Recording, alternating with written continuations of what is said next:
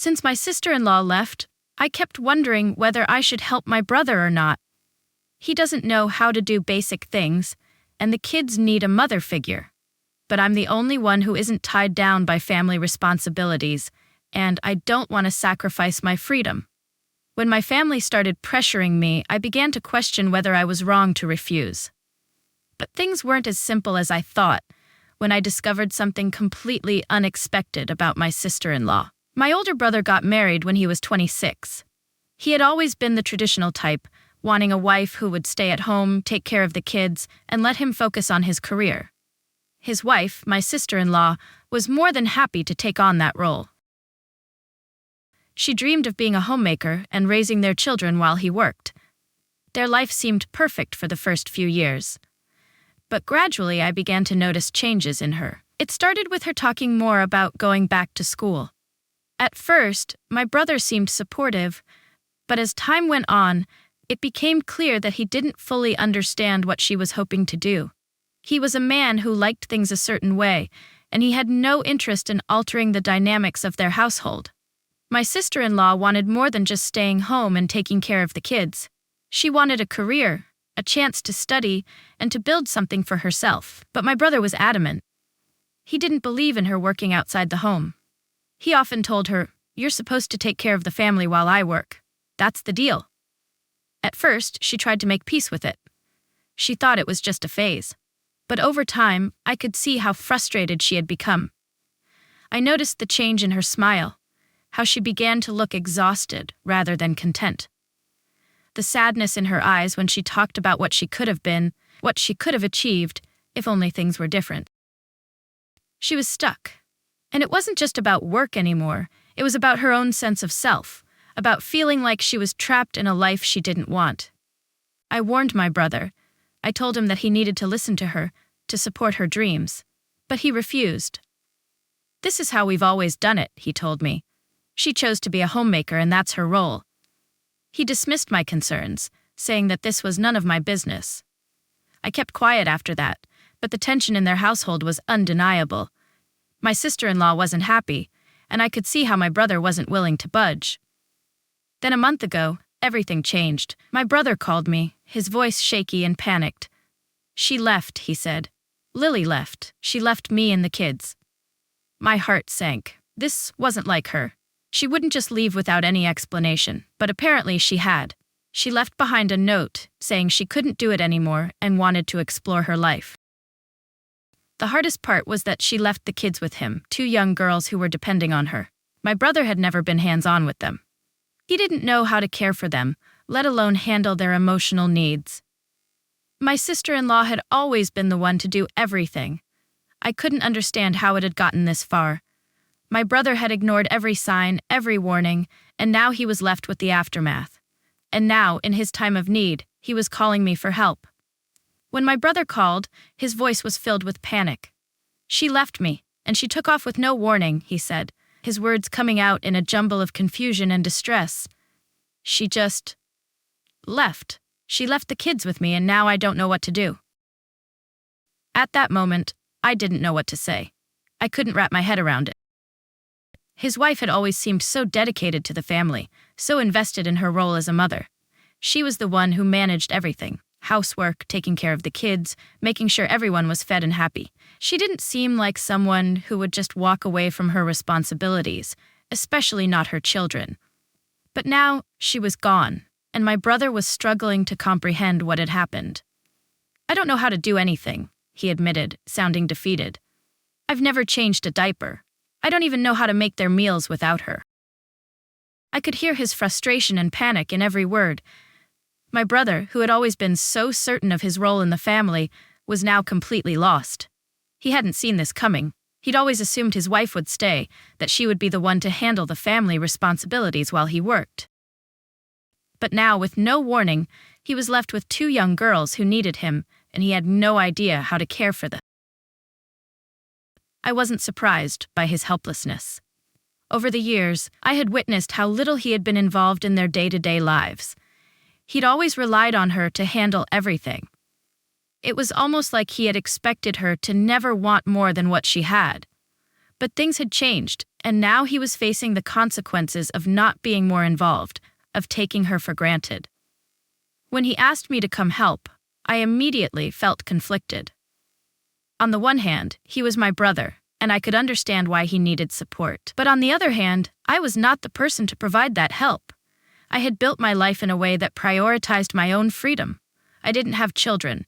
I didn't have the responsibilities that came with a family, and I didn't want to give up my life to fill the role his wife had left behind. "You know I can't," I told him, my voice firm. "You're their father. You need to step up. This is your responsibility now. She may have walked away, but the kids are still your responsibility. I've made my life the way I want it, and I can't sacrifice that for your choices." He was silent for a moment, and I could hear the desperation in his voice when he spoke again. "I can't do this alone. I don't know how to care for them. You're the only one who can help me." The guilt started creeping in. I could feel the weight of his words, the weight of his panic. But I also knew that if I stepped in now, I would be abandoning the life I had chosen for myself. I couldn't just put everything on hold because my brother didn't know how to manage his own family. I had warned him before. He had ignored the signs, ignored his wife's unhappiness, and now he was dealing with the consequences. It wasn't my fault. "I'm sorry," I said, "but I can't help you like that. You need to figure this out." As I hung up the phone, the silence in the room felt oppressive. I couldn't help but wonder if I had made the right decision. Was I being too harsh? But deep down, I knew I had made the choice that was right for me. It wasn't my place to step in and clean up the mess he had created. After hanging up the phone, I sat there in silence, my thoughts a jumble of conflicting emotions. Guilt gnawed at me. Was I being too harsh? My brother was in crisis, and I had refused to help. Part of me felt that I should have done something, but the other part knew that this wasn't my responsibility. My life had always been about freedom, independence, and building my career. I wasn't willing to give that up, not for anyone, not even for family. But the pressure from my family began to mount. It started with a casual comment from my mother. "You know, your brother really needs someone right now. He's completely lost without her. The kids need a woman in their lives. You could help, just a little bit." She said it like it was no big deal, but I could hear the unspoken expectation in her words. The guilt crept in even more. Maybe I was being selfish. Maybe I could have just gone over to help for a short time. I convinced myself that I wasn't abandoning my brother. He was a grown man. He needed to learn how to take care of his family, how to step up when life threw him a curveball. But every time I thought that, I couldn't escape the feeling that my family was right. How could I just turn my back on him, especially when the kids were so young? Days passed and my mother kept bringing it up. "You're all he's got left. He's drowning." She'd say it as if I didn't already know. The more she talked, the more I began to second-guess myself. Could I have done more? Could I have stepped in just to help him through the rough patch? But then I remembered how little he had done to help his wife all these years. He had let her carry the burden of everything. Why should I pick up the slack now? Then one day, my brother called again. This time, his voice wasn't panicked. It was desperate. "Please, I can't keep doing this on my own. I'm failing. I don't know what to do with the girls. They're upset, and I don't even know how to comfort them." I could hear the exhaustion in his voice, and I felt a pang of sympathy. I knew that being a father wasn't easy, especially when you had no clue what you were doing. "I don't know what you want me to say," I told him, my tone softening despite myself. "You need to step up. The kids need you more than ever. They need stability, and they need you to be the one who figures this out. You can't keep relying on everyone else to fix things for you." There was a long pause on the other end of the line. Finally, he spoke, his voice quieter now. I know I should have done more, but I don't know where to start." I wanted to say something encouraging, something to help him find the strength to face what he needed to do. But instead, I found myself thinking about how this situation had unfolded. His wife had tried to make her needs known, and he had refused to listen. Now, he was paying the price for his inaction, and I wasn't going to sacrifice my own life just to fix it. "I can't help you," I said, my voice firm again. "But I'm here if you need advice. You're their father. You need to learn how to do this." The conversation ended with a quiet sigh from him. I hung up the phone, feeling the weight of the situation, but also a strange sense of relief. I had made my choice. I wasn't going to be the one to bail him out. It wasn't my job to fix his life. But as I sat in silence, I couldn't shake the thought that, no matter how much I tried to convince myself otherwise, I might be the one who was being unfair. The days following that phone call felt heavier than usual. I couldn't shake the guilt gnawing at me, no matter how many times I reminded myself that I wasn't responsible for fixing my brother's life. But I had to admit, the situation weighed on my mind. My brother was struggling, and although I had made it clear that I wouldn't step in, I kept wondering if I had made the right decision. I kept telling myself that I wasn't the one who had failed. He was. Yet, I couldn't ignore the part of me that wondered if I was too hard on him, too focused on my own life to see how much he truly needed help. Then, one evening, after a particularly long day at work, I received a call from my mother. Her voice was shaky, almost as if she had been crying. "You need to know what's going on," she said, her words coming out in a rush. "Your brother, he's not okay. He's losing it. I can't be there, and you're the only one who can do anything about it." I bristled at her words. It felt like another attempt to pull me into the mess that was unfolding. But there was a sense of urgency in her tone, something I couldn't ignore. "What's going on?" I asked, trying to keep my voice steady. "He's barely managing. The girls are acting out, and he doesn't know what to do. I don't think he's going to make it much longer. You're the only one who can help him right now. He's asking for you." Her words hit me harder than I expected. Despite everything, the idea of my brother struggling to handle the kids, the same kids I had watched him ignore for years, stirred something deep inside of me. I could already hear him on the other end of the line begging for help, just like he had before. I closed my eyes, bracing myself against the wave of conflicting emotions. "Mom," I said, my voice softer now. I told him I couldn't help him. I can't sacrifice everything for his mistakes. I know, she said, her voice thick with emotion. "But this is different. He's at the end of his rope. The kids are starting to act out in ways they never did before, and they're asking for their mother constantly. He doesn't know what to do. He's completely overwhelmed." I paused, the silence stretching between us. I didn't want to hear this. I didn't want to be dragged into their crisis. But I couldn't ignore the pit in my stomach, the nagging feeling that something had to be done, even if it wasn't what I had envisioned for my life. "Please," my mother continued, "you're all he has left. You don't have to stay forever, just help him get through this rough patch. The girls need a woman in their lives, and I can't do it from here. Please, don't let him fall apart." I took a deep breath, trying to steady my racing thoughts. What was the right thing to do? My heart told me one thing: this wasn't my responsibility, but my family, the pressure, my brother's desperation, and the thought of those two little girls needing someone all made it feel impossible to ignore. "I'll think about it," I said, my voice barely above a whisper. The conversation ended there, but I couldn't shake the feeling that this was far from over. The guilt still lingered, and I knew I couldn't avoid it much longer. My brother had ignored every warning, and now I was being asked to clean up the mess. I wasn't sure I was ready to make that kind of sacrifice, but as the days went on, I started to feel like I might not have much of a choice.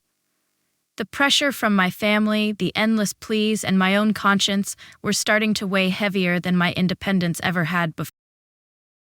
I still wasn't sure what I was going to do, but I knew one thing for sure: I couldn't ignore the situation for much longer. A few days after that phone call with my mother, I decided to take a step I wasn't sure I was ready for. The guilt was suffocating, and the pressure from my family was becoming unbearable. I knew my brother was struggling, but part of me still wanted to stay firm in my decision to not get involved. But the thought of those two young girls, lost and confused without their mother, kept haunting me. I couldn't shake the image of them, especially the youngest, asking for her. So I made the decision to call my brother. I dialed his number, taking a deep breath before hitting the call button. As it rang, my heart pounded.